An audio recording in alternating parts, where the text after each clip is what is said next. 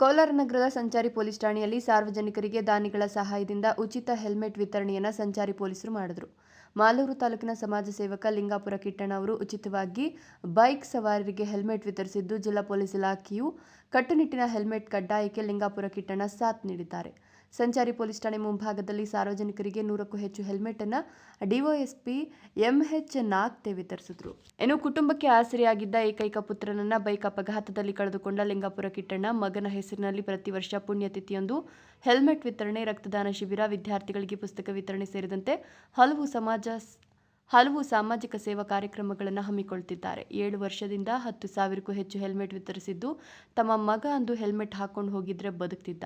ನಮ್ಮ ಮಗನನ್ನು ಕಳೆದುಕೊಂಡು ನಾವು ಅನುಭವಿಸುತ್ತಿರುವ ನೋವು ಯಾವ ತಂದೆ ತಾಯಿಯೂ ಅನುಭವಿಸಬಾರದು ಅಂದರು.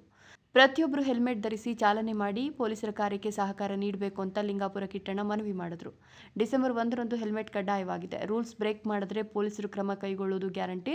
ನಿಮ್ಮ ಸುರಕ್ಷತೆಗಾಗಿ ಹೆಲ್ಮೆಟ್ ಕಡ್ಡಾಯ ಮಾಡಲಾಗಿದೆ.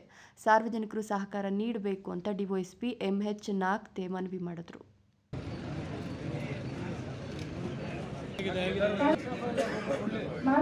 ರವೀಂದ್ರ